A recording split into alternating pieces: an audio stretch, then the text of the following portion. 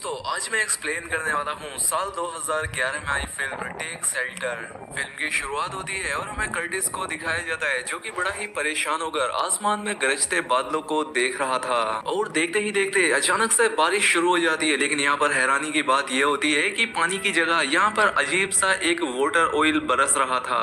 अब इसके बाद सीन चेंज होकर हमें दिखाया जाता है कि कर्टिस तैयार होकर अपनी फैमिली के साथ ब्रेकफास्ट करता है और उन्हें बाय कहकर अपने काम पर निकल जाता है। और जब वो बाहर निकलता है तो आसमान एकदम साफ होता है। तो आखिर वो गरजते हुए काले बादल कहाँ गए ये हमें इस मूवी में आगे पता चलेगा। तो फिल्म की शुरुआत में कर्टिस को देखने से ही हमें पता लग जाता है कि वो एक मिडिल क्लास आदमी है। उसकी वाइफ का नाम सेमेंथा है और उसकी एक बेटी है जिसका नाम हैना है जो कि सुन नहीं पाती। और कर्टिस एक कंस्ट्रक्शन कंपनी में काम करता है और घर के खर्चों में हाथ बटाने के लिए सेमेंथा भी छोटा मोटा सिलाई का काम करती है। खैर अब सेमेंथा अपने गार्डन में खेल रही होती है और यहाँ पर खेलते हुए उसके हाथ में एक लकड़ी का टुकड़ा लग जाता है। लेकिन तभी वहाँ पर सेमेंथा पहुंच जाती है और उससे वो टुकड़ा लेकर वहीं पास में फेंक देती है। और ये लकड़ी के टुकड़े कर्टिस ने काफी समय से संभाल कर रखे थे क्योंकि वो इनसे एक सेफ हाउस बनाना चाहता था। लेकिन पैसों की कमी की वजह से वो इसे अभी तक नहीं बना पाया। साथ ही आपको ये भी बताते चले कि कर्टिस सेफ हाउस क्यों बनाना चाहता है। दरअसल अमेरिका में कई सारी जगहों पर काफी तूफान आते रहते हैं जिनसे बचने के लिए अमेरिका में लोग अपनी जगहों में अंडरग्राउंड बंकर्स बनाते हैं। खैर अब इससे पहले कि उस मलबे से किसी और को नुकसान पहुंचता कर्टिस उसे ठिकाने लगाने लगता है।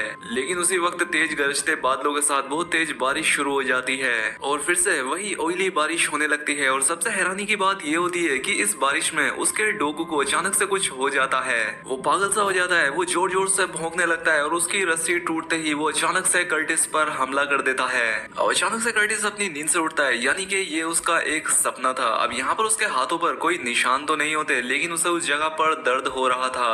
वहीं उसका डॉग एकदम शांत होता है, उसे कुछ समझ नहीं आता कि आखिर उसके साथ हो क्या रहा है। ऐसा बार बार होने की वजह से कर्टिस भी थोड़ा परेशान होने लगा था। लेकिन उसके साथ वाकई में कुछ अजीब हो रहा था। अब काम करते वक्त लाखों वर्ड्स उसे आसमान में नजर आती है लेकिन उसके साथ काम करने वाले स्टुअर्ट को ऐसा कुछ भी नजर नहीं आ रहा था। खैर अब इसके बाद जब वो हैना की पेरेंट्स मीटिंग अटेंड करके लौट रहा होता है तो रास्ते में फिर से वही मूसलाधार बारिश शुरू हो जाती है और इस बार भी पानी की जगह कुछ ऑयल सा बरस रहा था जिसकी वजह से सामने कुछ भी देखना काफी मुश्किल हो रहा था। अब तभी यहाँ पर अचानक से ऐसा लगता है जैसे कर्टिस ने किसी पर अपनी गाड़ी चढ़ा दी और गाड़ी एक जगह पर जाकर ठुक जाती है। लेकिन अच्छी बात ये थी कि किसी को भी कोई चोट नहीं आती। लेकिन तभी अचानक से यहाँ पर कुछ लोग आकर उन पर हमला कर देते हैं और वो हैना को अगवा कर लेते हैं। और एक बार फिर से कर्टिस की आंख एकदम घबरा कर खुलती है। वहीं हैना जो कि कुछ सिलाई करके अपने पैसे कमा रही होती है तो वहीं कर्टिस की नजर अपने सेफ हाउस के पड़े उस मलबे पर पड़ती है। वो जल्द से जल्द अपने उस सेफ हाउस को ठीक करने के ख्यालों में खो जाता है क्योंकि उसे लग रहा था कि कहीं उसका वो तूफान का सपना सच ना हो जाए क्योंकि उस तूफान में जरूर कुछ ना कुछ ऐसा होगा जिससे लोग पागल होकर एक दूसरे को ही मारने लगेंगे। ठीक वैसे ही जैसे उसके डॉग ने उस पर सपने में जानलेवा हमला किया था। और इसीलिए उन्हें तूफान से बचने के लिए सेफ हाउस की जरूरत तो पड़ेगी ही लेकिन उनके पास इतने पैसे नहीं होते कि वो उसे ठीक से बना सके ताकि जब मुसीबत आए तो वो उसमें अपने दिन बिता सके। अब कर्टिस की बेटी खिड़की की तरफ देखती हुई नजर आती है और जब कर्टिस वहां जाकर देखता है तो कोई अनजान आदमी उसे घूर रहा था। अब देखते ही देखते पूरा घर हिलने लगता है, घर का सारा फर्नीचर हवा में तैरने लगता है। कर्टिस को भी वो दर्द होने लगता है और तभी अचानक से वो फिर से नींद से उठता है। वो इतना डर जाता है कि वो अपने बेड में ही पेशाब कर देता है और साथ ही वो इस बारे में अपनी वाइफ को भी बताकर उसे टेंशन नहीं देना चाहता था। इसीलिए वो उसे कुछ भी ना बताने का फैसला करता है। अब अगले दिन वो डॉक्टर के पास जाता है और अपनी सारी हालात उन्हें बता देता है कि उसे किस तरह के हेलुसिनेशन और डिल्यूजन आ रहे हैं। डॉक्टर को ये कोई मानसिक बीमारी लगती है इसीलिए वो उसे कुछ दवाइयां लिख देते हैं और साथ ही एक साइकाइट्रिस्ट हायर करने के लिए कहते हैं। लेकिन कर्टिस के पास इतने पैसे नहीं होते कि वो किसी साइकाइट्रिस्ट को अफोर्ड कर पाए और इसीलिए वो इस वक्त उस डॉक्टर की लिखी हुई उन दवाइयों को लेने का ही फैसला करता है। वही उनकी फैमिली के लिए खुशखबरी आती है कि इंश्योरेंस कंपनी ने हैना का कोरल इम्प्लांट अप्रूव कर दिया है और ये सब कर्टिस के एम्प्लॉय बेनिफिट इंश्योरेंस की वजह से हुआ है। और यहाँ पर हमें उनके ड्रीम वेकेशन के बारे में भी पता चलता चलता है जिसके लिए वो काफी लंबे समय से पैसे जमा कर रहे थे। खैर अब कर्टिस उस डॉक्टर की बताई हुई दवाइयों को लेता है और काफी दिनों के बाद उसे एक अच्छी नींद आती है और अगले दिन वो काफी फ्रेश महसूस करता है। लेकिन उन विजन से पीछे छुड़ाना इतना आसान नहीं था क्योंकि उस दिन काम करते वक्त उसे जोर से बिजली की गड़गड़ाहट सुनाई देती है जो कि उसके साथी को बिल्कुल सुनाई नहीं देती। इसके बाद उसकी हालत इतनी खराब हो जाती है कि उसे सांस लेने में भी परेशानी होती है। वो पैरानॉइड होने लगता है। खैर जैसे तैसे नॉर्मल होकर वो अपनी माँ से मिलने के लिए जाता है। वो उनसे कहता है कि क्या आपको भी ऐसा कुछ होता था। वो उनसे ऐसा इसलिए पूछता है क्योंकि उन्हें स्किज़ोफ्रेनिया की बीमारी थी और उन्हें 23 साल की उम्र से ही पैनिक अटैक आने लगे थे जैसे कि उन्हें कोई घूर रहा है और तब से वो हॉस्पिटल में ही एडमिट हैं और आज भी उन्हें कुछ ज्यादा याद नहीं रहता, इसीलिए उन्हें कर्टिस को पहचानने में भी काफी दिक्कत होती है। अब कर्टिस को काफी चिंता होती है क्योंकि उसे अपना इलाज ही नहीं मिल रहा था और साथ ही उसके पैसे भी खर्च होते जा रहे थे। अब कर्टिस अपने डॉक्टर से किसी और सस्ते साइकाइट्रिस्ट के बारे में पता करता है लेकिन वो सिर्फ एक काउंसलर निकलती है। वो उसकी बीमारी समझ तो सकती थी लेकिन वो उसे कोई दवाई नहीं दे सकती थी। फिर भी कर्टिस उसे सारी सिचुएशन बताता है कि उसे किस तरह से हेलुसिनेशन और डिल्यूजन हो रहे हैं। काउंसलर उससे कहती है कि चिंता मत करो, तुम्हें स्किज़ोफ्रेनिया की बीमारी नहीं है। अब कर्टिस को रात भर अपने परिवार की टेंशन होने लगती है।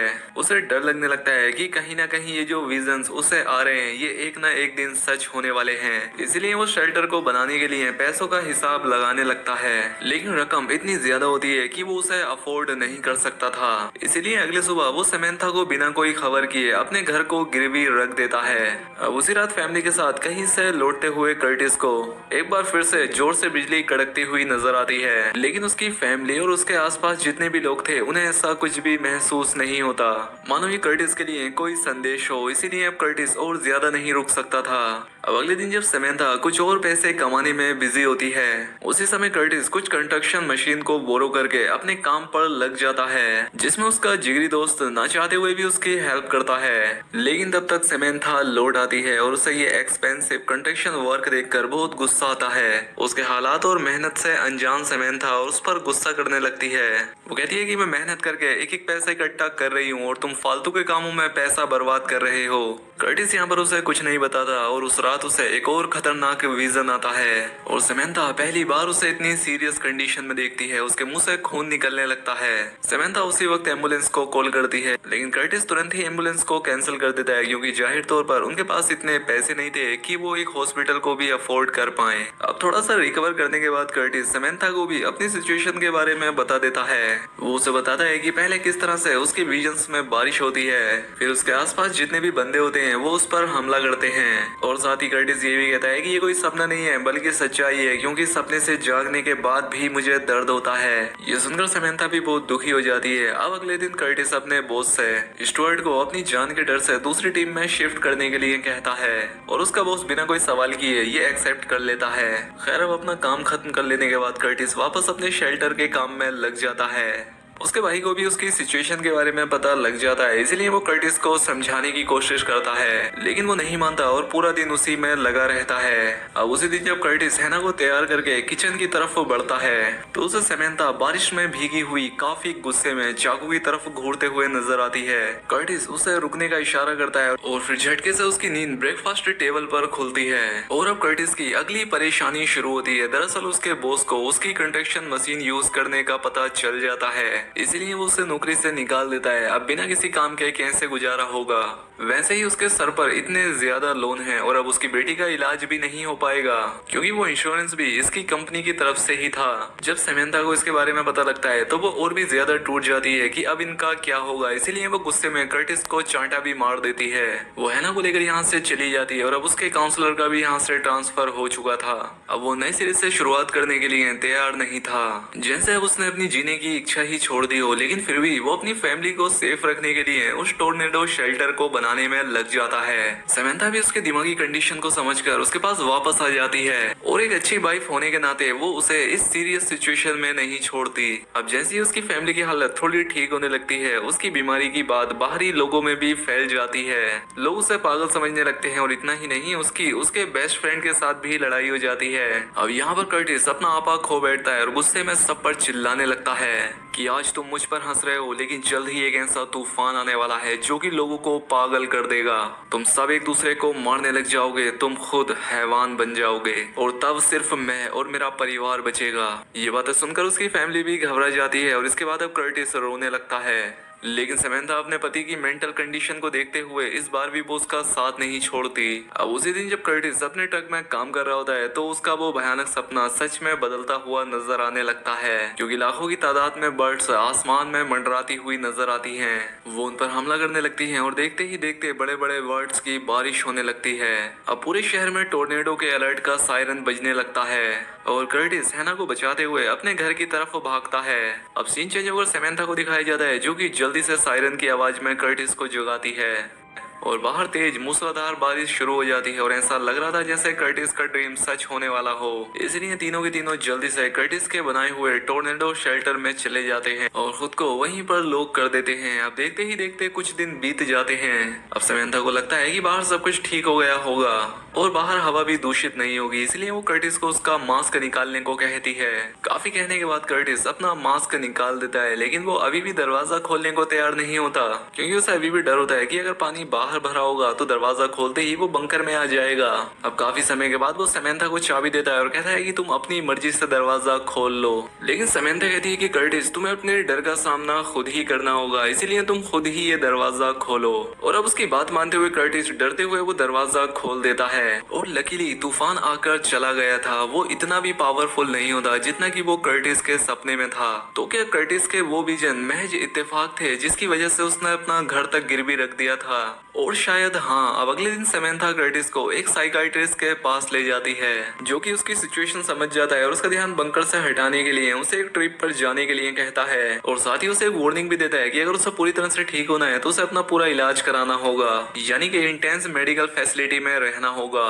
जैसे कि इसकी माँ अपनी फैमिली से अलग होकर हॉस्पिटल में दिन बिता रही थी, वैसे ही इसे भी हॉस्पिटल में दिन बिताने पड़ेंगे, यानी कि लोन से लेकर हैना का ट्रीटमेंट। और कर्टिस के ट्रीटमेंट का भार पूरी तरह से समंथा पर पड़ गया था। खैर अब कुछ महीनों बाद का सीन दिखाया जाता है जहाँ पर अब ये दोनों अपने ड्रीम वेकेशन पर थे, जहाँ पर उन्होंने एक अच्छा अपार्टमेंट रेंट किया होता है और यहाँ मजे कर रहे होते हैं। और अब यहाँ पर कर्टिस के विजन सच होते हुए नजर आते हैं, क्योंकि एक बहुत ही बड़ा तूफान इनकी तरफ बढ़ रहा था। ये देखकर अब कर्टिस समंथा की तरफ देखता है ये इशारा करने के लिए कि देखो मेरे विजन एकदम सही थे, और समंथा भी हाँ में नोट करती है कि हाँ वो एकदम सही था। और अब यहाँ पर वही ऑयली बारिश शुरू हो जाती है और अब समंथा भी उस ऑयली बारिश को महसूस कर पा रही थी, क्योंकि अब यही कयामत की शुरुआत थी जिसका इशारा गॉड से कर्टिस को मिला था। और अब यहीं पर ये फिल्म, ये कहानी यहाँ पर खत्म हो जाती है। तो दोस्तों उम्मीद करता हूँ आपको वीडियो पसंद आई होगी। अगर वीडियो अच्छी लगी हो तो कमेंट करके बताएं, साथ ही वीडियो को लाइक और चैनल पर पहली बार आए हैं तो सब्सक्राइब कर लें। मिलते हैं हमारी अगली वीडियो में।